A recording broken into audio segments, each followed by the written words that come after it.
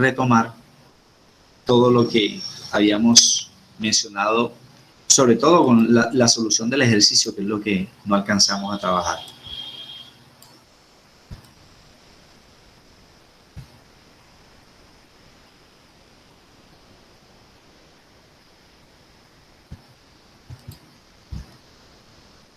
Aquí con la sentencia.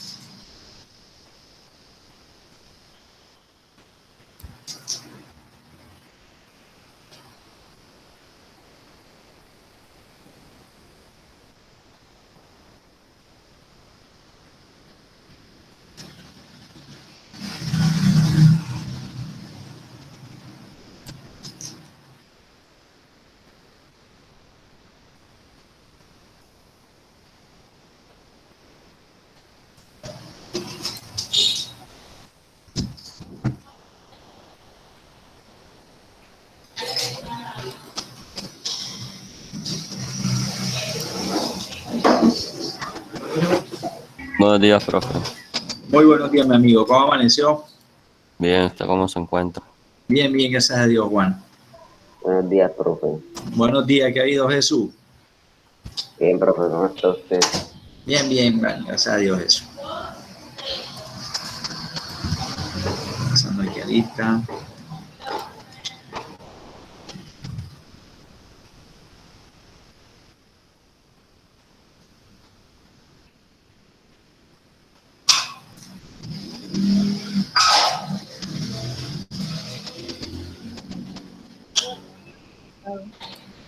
Buenos días, Mayi. ¿Cómo amaneces? Mayi, ¿qué? Ana Sofía, profe. Ah, Ana, perdón. Ana, ¿cómo amaneces? Muy bien, ¿y usted, profe? Bien, bien, Anita, gracias a Dios. Me alegro. Bueno, 8:36, vamos a comenzar entonces. Conmigo 17. Ahí vamos mirando los que se conecten después. Vamos a hacer la oración entonces en nombre del Padre, del Hijo, del Espíritu Santo. Amén. Dice la oración de hoy, primer jueves del mes. Vamos a darle aquí la asistencia a Anita Pérez.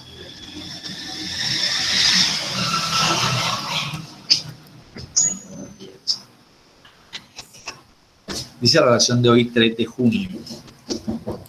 Él vino y proclamó paz a ustedes que estaban lejos y paz a los que también estaban cerca. Pues por medio de él tenemos acceso al Padre por un mismo espíritu. Efesios capítulo 2, versículo 17 al 18. Dice la oración correspondiente. Amado Padre que estás en el cielo, te damos gracias por toda tu bondad y por la paz que nos das. Oramos para que nos unas como tu pueblo. Únenos como un solo pueblo, con todos tus hijos que han vivido a través de los siglos, como un pueblo con todos los que quieren servirte.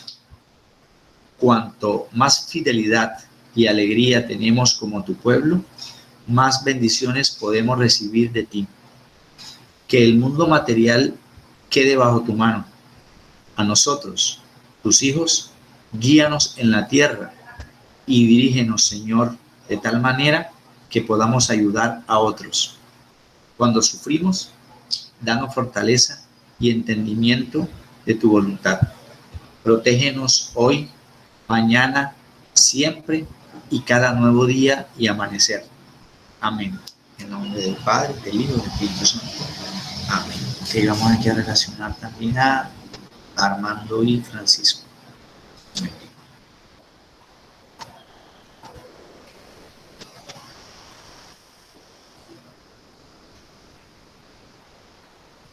Veintiuno conmigo.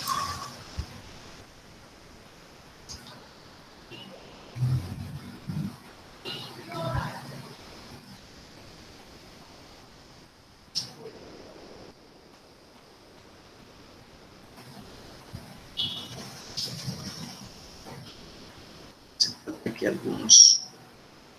Vamos a tener que revisar asistencia. Andrés Álvarez. Carla Arrieta. Presente, profe. Profe, yo creo que Andrés tiene excusa. Ah, ok. Excusa. Juan José, Presente, profe. María Salomé, Presente, profe. María Ángel. Profe, ella tiene excusa. Ah, ok, listo. Nicole. Presente. Ok, Nico.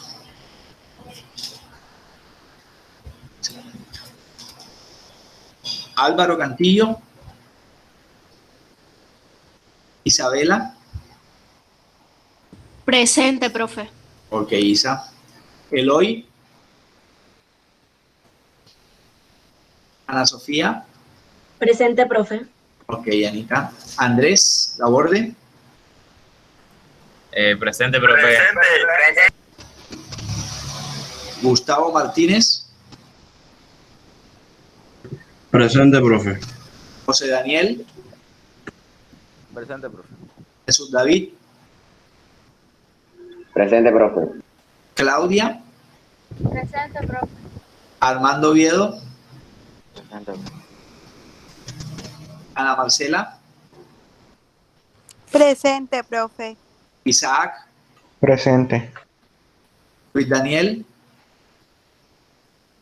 Iván. Presente, profe. David Romero. Presente, profe. Roy. Presente. Luis Alfredo. Presente. Luis Eduardo. Presente. Alejandra. Presente. Francisco. Presente, profe. María Isabel. Presente, profe. Juan Sebastián. Presente, profe. Ok, listo, ahora sí. Bien. Entonces, les comentaba, Profe, falté yo, profe. Entré un poquito tarde. recuérdame, apellido. Rivera. Ah, ok, Luis. Listo. Vamos a colocar aquí, no hay problema. Bien. Entonces decíamos ayer varias cositas antes de que se nos fuera el fluido.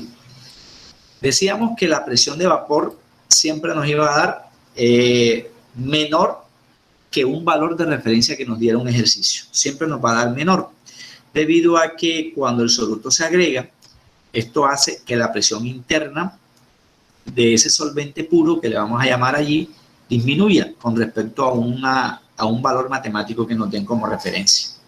Y ese valor matemático va a estar de acuerdo con una concentración. Por ejemplo, decíamos que habían dos sustancias, en este caso. Me decían que se considerara una solución formada por 1 mol de benceno y 2 moles de tolueno. El benceno presenta una presión de vapor. Un momentico, se me olvidó. ¿Profe está compartiendo o ya pasó el link? Sí. Ya No pasé te el vi. link. Ya pasé el link en el chat. Reenvíelo, profe, porque algunos entramos después, entonces no nos aparece, por favor. Ok, listo, no hay problema. Vamos a reenviarlo. Y decíamos también que el otro componente era el tolueno y que íbamos a ir organizando. Ahí lo compartí varias veces. Que íbamos a ir organizando esos valores para poder establecer qué era lo que sucedía. Sin embargo, me decían que el benceno tenía 75 milímetros de mercurio de presión de vapor inicial y que el tolueno una de 22 milímetros de mercurio. Antes de seguir, aquí no es necesario convertir estas presiones a atmósferas por la razón de que ambas se encuentran en el mismo valor de referencia o en la misma unidad de referencia. Me dicen que la temperatura a la que nosotros debemos valorar esa situación es de 20 grados centígrados. Siempre debe haber una temperatura de referencia, 20 grados centígrados. Luego me dicen, ¿cómo se ve? El benceno es el más volátil debido a que tiene una mayor presión de vapor, 75 con respecto a 22. ¿Cómo resolvemos? Me dicen aquí que hay dos pasos, pero me repiten el 2 y el 2. Bueno, supongamos que aquí se equivocaron, no pasa nada. Echémosle aquí blanco y se acabó. Colocamos un 3 y listo. debemos hacer en realidad 4 cosas. 4 cositas. Primero, calcular la fracción molar del benceno, 1. Y luego la del tolueno, 2. Cuando tengamos esos valores que van a ser diferentes a estos porque son presiones relativas, aquí vamos a encontrar la fracción molar, que es otra cosa. Tenemos que hallar la presión parcial de cada uno de ellos asociadas a cada fracción molar. La del benceno será un valor y la del tolueno será otro valor. Cuando tengamos esas dos presiones de vapor relativas, yo debo mirar qué le pasa a la presión de vapor total. Eso tendríamos que hacer la sumatoria de presión del benceno con la presión del tolueno. Entonces yo les quería comentar lo siguiente, aprovechando el ejercicio. Aquí no aparece agua por ningún lado. ¿Por qué? Porque estábamos acostumbrados a trabajar siempre con el agua. Yo por eso bajé ese ejercicio en donde no me hablan de agua. Entonces, yo tendría que recordar, simplemente por informar, por qué sabemos que las dos cosas son líquidas. Porque Roll me decía que hay 2 escenarios. Que un soluto fuera sólido o que los componentes fueran ambos líquidos. Aquí estamos en el segundo caso. Ambos son líquidos por 2 razones. Primero, el benceno es un aromático homocíclico. Aquí les recordaba la fórmula. Hexagonal, con enlaces dobles y simples alternos. Como es un hexágono, va a tener 6 vértices unidos a cada vértice a un hidrógeno. Eso me daba la fórmula C6H6. En realidad es un alcatrieno cerrado. El benceno es un alcatrieno cerrado. Fíjate que hay 3 enlaces dobles alternos. Pero la verdadera razón para entender que eso es líquido es porque en orgánica hay unos rangos. Unos rangos según los estados físicos materiales. Por ejemplo, me dicen que del carbono, del compuesto que tenga un carbono al que tenga 4, todos esos 4 compuestos son gases a temperatura ambiente. Ese no es el caso del benceno. Que de los carbonos o del compuesto que tenga 5 carbonos al que tenga 17, bueno, y aquí sí entra en ese rango, serán líquidos. Y desde el isómero ramificado del 17 en adelante, todos serán sólidos. Entonces yo necesitaría saber, solo por referenciar, en qué rango estamos. Estaríamos en este segundo rango, del 5 al 17 en orgánica. Como el benceno es un compuesto orgánico, dijimos, de tipo hidrocarbúrico, homocíclico, por eso es puro, homocíclico, es puro. En cambio, este es monosustituido. ¿Cuál es la diferencia? Primero, hay un hidrógeno menos. En el anillo, me refiero. Por eso hablamos de monosustituido. Y ese hidrógeno se sustituye por, vamos a dejarlo de ese tamaño, por un radical metil. O sea que el nombre común del tolueno, que sería el nombre industrial, es el metilbenceno. Si comparo las fórmulas moleculares, el tolueno va a tener mayor masa, tiene 7 carbonos, 8 hidrógenos. En cambio, el benceno tiene 6 carbonos, 6 hidrógenos. Hasta ahí sería la información.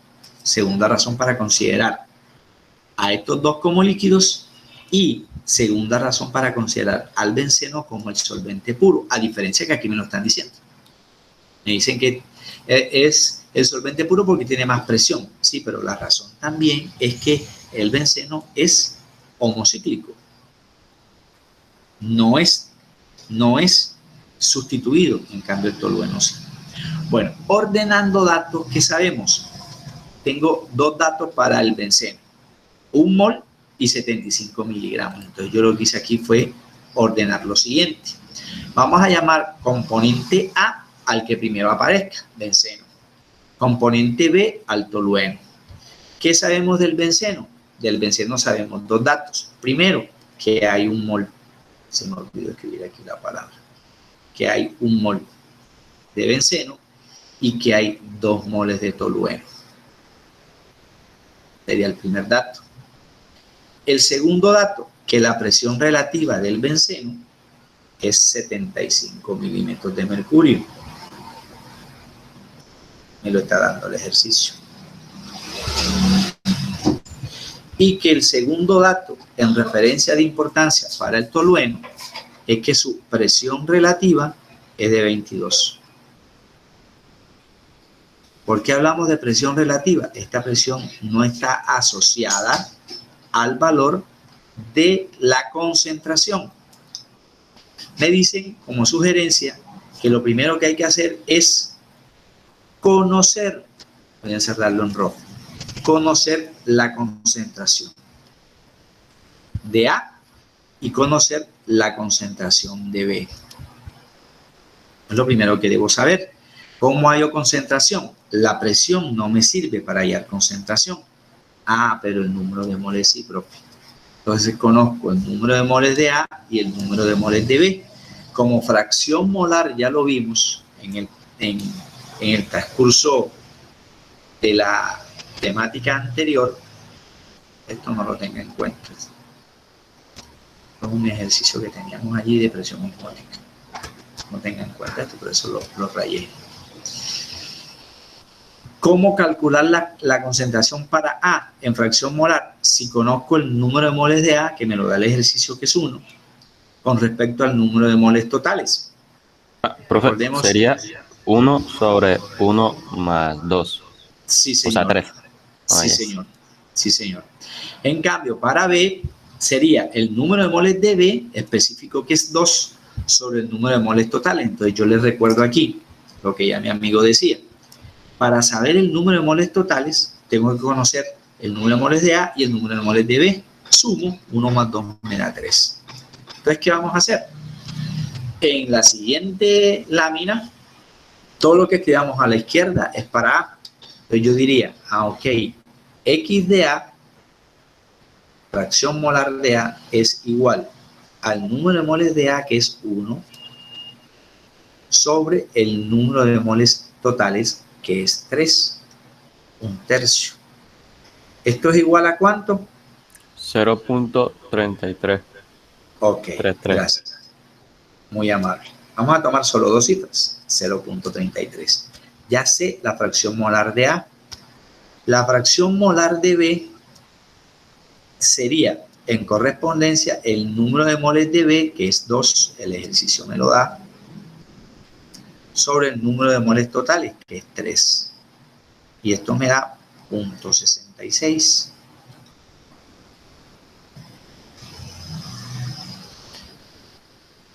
¿Qué es 2 de 1? El doble. ¿Cuánto vale 1? 0.33. 0.33 por 2 o 0.66. Sin echarle tanta tinta a eso, ¿verdad? Bueno, eso es lo que me dice la fracción molar de A y la fracción molar de B. Ellos me decían como sugerencia, calcule primero la fracción, la vamos a necesitar. ¿Y con qué asociamos esa fracción molar? Pues yo la voy a asociar con la presión de vapor de cada uno de ellos, para A y luego para B, y así podamos calcular la presión de vapor de B. Y podamos calcular la presión de vapor de A. Siguiendo ese orden sería presión de vapor de A. Vamos a volver a escribir la fórmula, no importa. Fracción molar de A por la presión de vapor que me da el ejercicio. Como es más larguita esta fórmula, reemplazamos. Fracción molar de A, 0.33. 0.33. Por lo que vale A, se me olvidó. Regresamos. A, según el ejercicio, A es 75 milímetros de mercurio por 75 milímetros de mercurio. Al multiplicar esos dos valores ya tendríamos el significado de la presión de vapor, pero de A, la relativa. Vamos a hacerlo aquí, a ver. Sería punto 33. Eso da 25 milímetros de mercurio. Ok, gracias, muy amable. Esto me da 25 milímetros de mercurio. Me da A.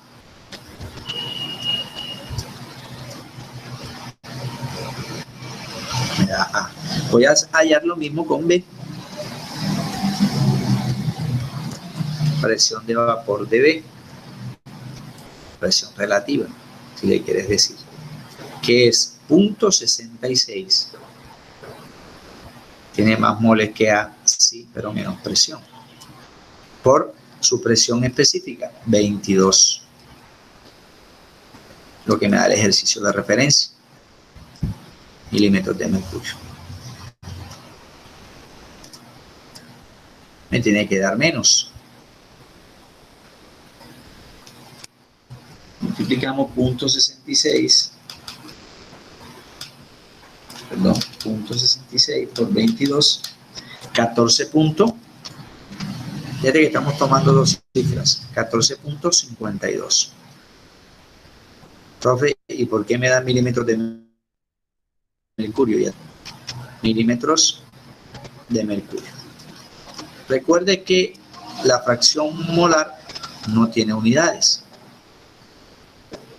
Hablamos de 0.66. Asumimos que moles. Ya, fracción molar. Y eso multiplicarlo por milímetros de mercurio, que es el valor de la presión, me tiene que dar en unidades específicas de presión. Y las unidades específicas de presión o son atmósferas o en este caso milímetros de mercurio. Listo, ya tengo la presión de vapor relativa en A y tengo la presión relativa en B. Luego, ¿qué?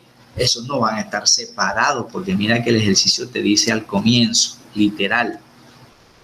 Consideremos una solución y una solución es cuando se combina.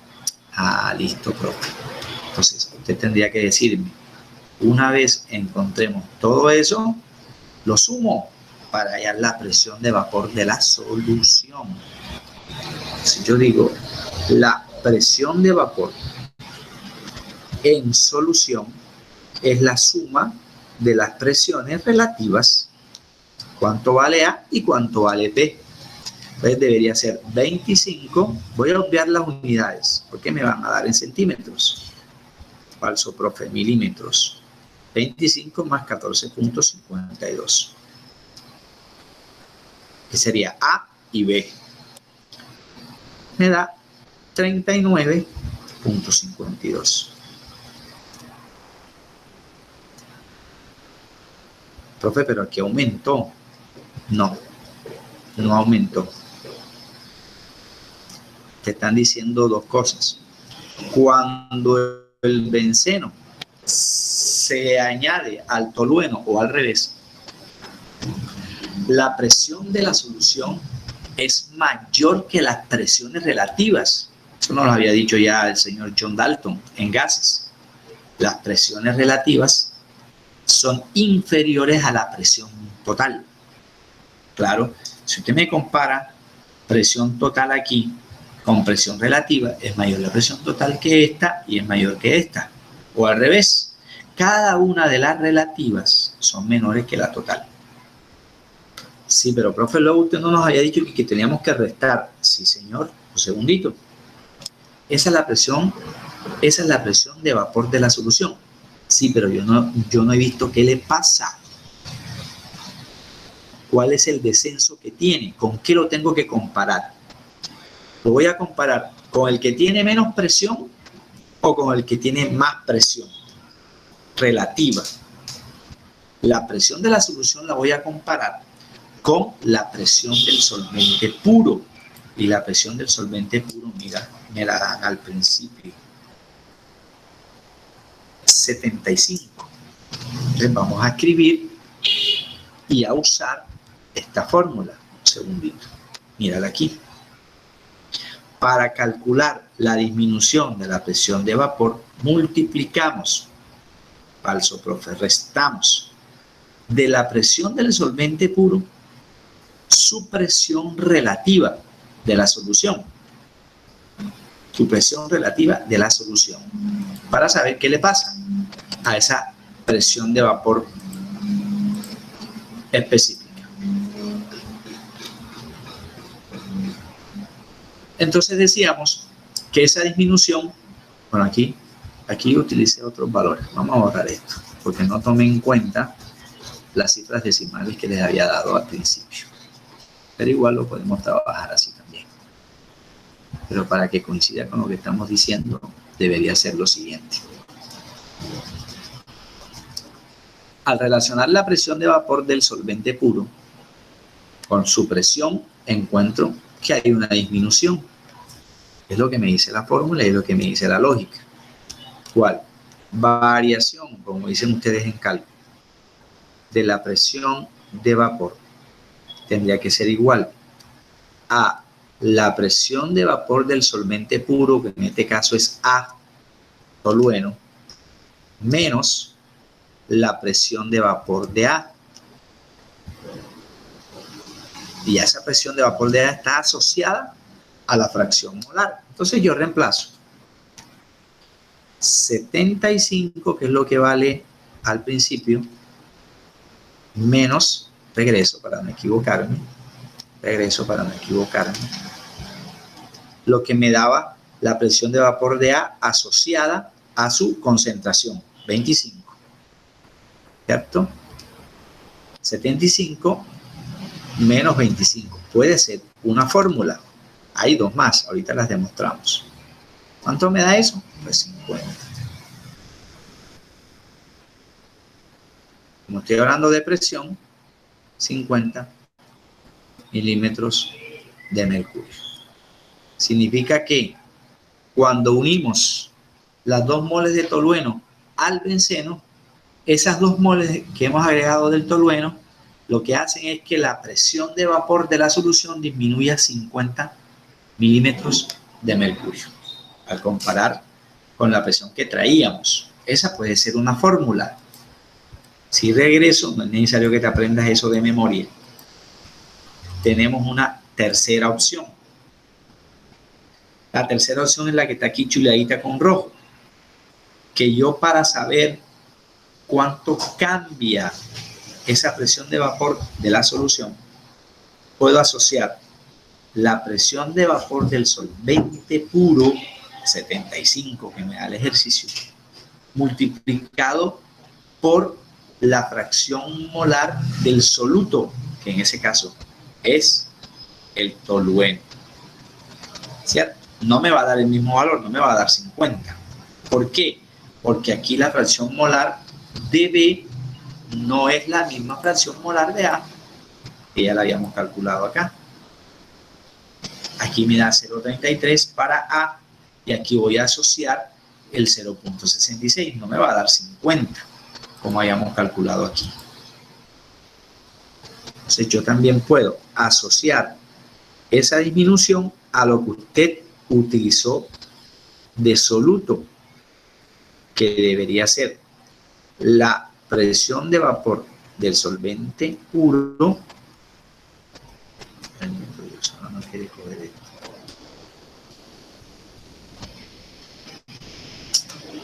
Quiere coger, perdón, del solvente puro, que es A. Esto es malo porque el mouse me rayó la lámina. De A por la fracción molar de B. Reemplazo, ¿cuánto vale A? 75. ¿Cuál es la fracción molar de B? 0.66.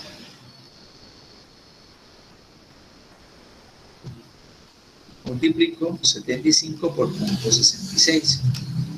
Me da 49.5.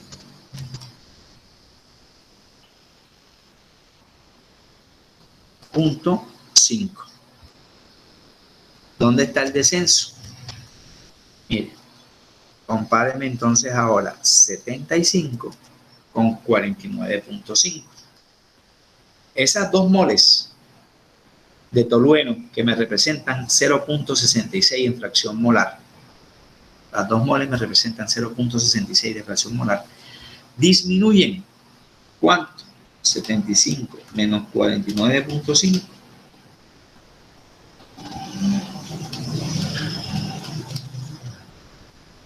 Hacen que desciendan 25.5. Casi la mitad de esto, ¿sí ves? 25.5, la mitad de 50, casi.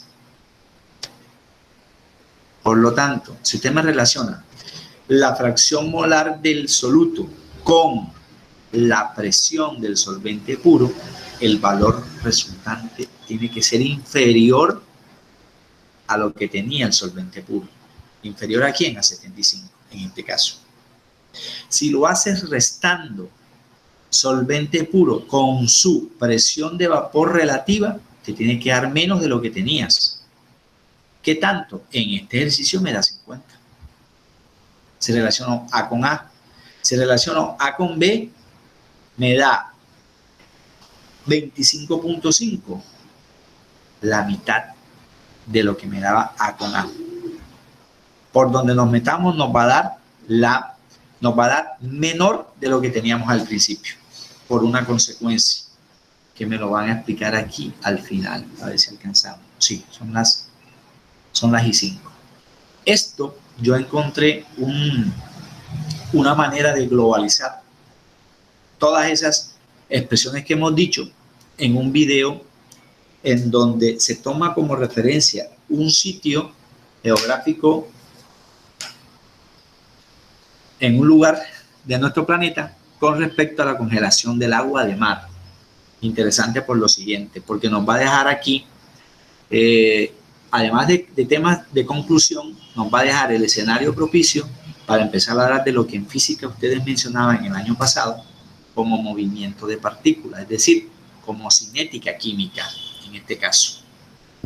¿Cuál es esa parte? Voy a dejar de compartir aquí para que podamos observar el video. El video demora 6 minutos 37 segundos, no demora mucho, pero yo lo voy a ir deteniendo en la medida en que considere, un pico para relacionar aquí a Cantillo como asistente, en la medida en que considere que hay que hacer explicaciones. Vamos a escuchar. Incluso voy a hacer preguntitas. Vamos a mirar para participar. Se trata de eso.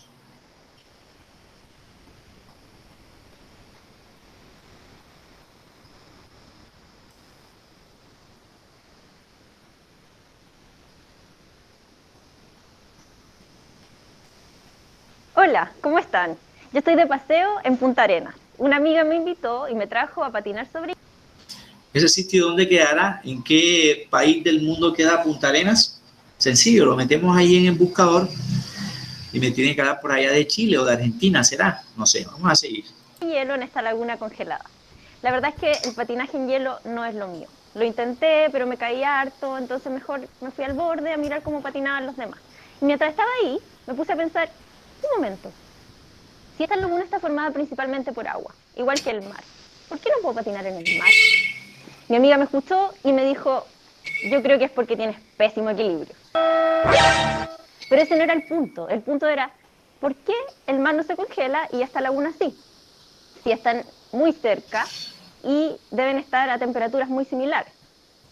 La respuesta a esta pregunta tiene que ver con el tema de este video, las propiedades coligativas de las soluciones, que incluyen la disminución del punto de congelación, aumento del punto de ebullición, disminución de la presión de vapor y la presión osmótica. En este video nos vamos a enfocar en las dos primeras.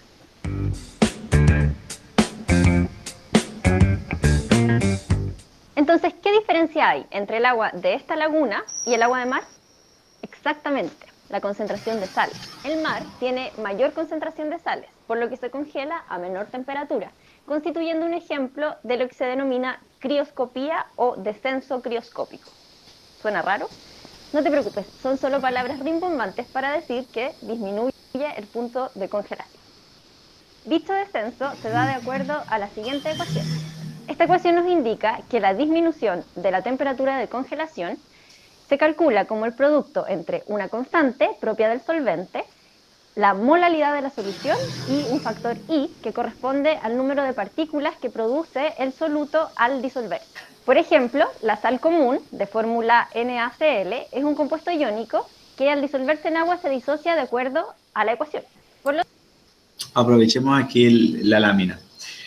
La profe me habla de sustancias iónicas. Por lo tanto, debería estar pensando en la diferencia de electronegatividad de los elementos en enlace. Aquí me muestran el ejemplo de la sal común, que también está presente, obviamente, en el mar, en el agua de mar. Recordemos varias cositas. Número 1, es una sal binaria, solo está formado por dos elementos en razón de que el ácido que la forma es el ácido clorhídrico. Y el ácido clorhídrico es un ácido monoprótico, HCl, ¿verdad? Entonces, en ese sentido, el sodio debería provenir del hidróxido de sodio, que son los orígenes equimoleculares, si le queremos decir, de esta sustancia. Al disolverse en el agua, ese cloruro de sodio lo va a hacer en forma aniónica y catiónica. ¿Cuántos? 2. Aquí trabajamos con moles porque el sodio está cargado a la más 1 por 2 razones. Recordemos, 1, está en el grupo 1A de la tabla periódica. Razón 2, todos los elementos de la tabla periódica, que son 7 en total del grupo 1, son 7 en total, desde el hidrógeno hasta el francio, todos serán monovalentes, perderán el electrón último de su último nivel, porque es el que está más lejos del núcleo. Significa eso que va a tener menos fuerza de atracción por el núcleo que los 2 electrones, por ejemplo, que estén en el primer nivel de energía. Lo que decíamos, por ejemplo, nosotros en hibridación, cuando hablábamos de los niveles de energía. Si este es el núcleo, por ejemplo, en donde está la masa, y este es el único nivel que tiene el hidrógeno, entonces, me decían el año pasado, el hidrógeno tendrá un único electrón. Yo te diría así, en un único nivel. Entonces, es mucho más fácil que aquí, con ese único electrón que hay, en virtud del número atómico, si hay un protón, tiene que haber un electrón para que el número atómico sea neutro, a diferencia del cloro, que tiene más electrones de valencia que el hidrógeno, obvio, va a tener mucho más fuerza. Como tiene más fuerza, este electrón va a perderse del hidrógeno, y por eso aquí en la estructura que estamos viendo, en el video que estamos viendo,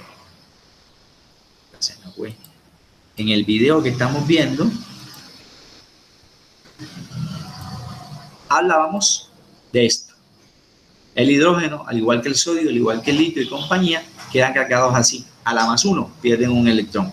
En cambio, el cloro, como recibe 1, se reduce, me decían el año pasado en óxido reducción. Claro, los metales se oxidan, a excepción del oro, si es puro. Los no metales se reducen, en este caso el cloro. Se va a disociar, se va a separar en las 2 estructuras que la conforman, sodio y cloro. Bueno, sigamos aquí. Por lo tanto, si quisiéramos calcular cuánto disminuye el punto de congelación del agua al agregarle sal, deberíamos considerar un factor I igual a 2, ya que por cada mol de cloruro de sodio que agreguemos a la solución, se van a producir 2 moles de iones. En cambio, si agregamos azúcar, sacarosa, el valor de I es 1, porque esta molécula se disuelve sin disociarse. ¿Cuál será la razón para que esta molécula de glucosa, voy a regresar, aquí me dan, de sacarosa, perdón, que me dan la fórmula aquí un segundito. Sacarosa. Eso. ¿Por qué la profe me dice que a diferencia de la sal, que se disocia en 2 moles, asumiendo que el sodio trabaja con 23 UMAS y que el cloro trabaja con 35.5 UMAS, ¿por qué la sacarosa no lo hace? Si la sacarosa tiene 3 elementos que la constituyen, carbono, hidrógeno y oxígeno, en una mayor cantidad de subíndice, eso me indicará en una mayor cantidad de masa que lo que hace el sodio y lo que hace el cloro. ¿Alguien me recuerda eso? ¿Cuál es la razón para que la sacarosa se disocia en un único mol que tiene más masa molecular. En cambio, el cloruro de sodio se me disocia en 2 moles, en el sodio o ion sodio y el ion cloro. ¿Cuál será la razón? ¿Alguien me puede colaborar con eso? Me voy a ir al chat a ver si de pronto alguien se anima a escribir algo en el chat.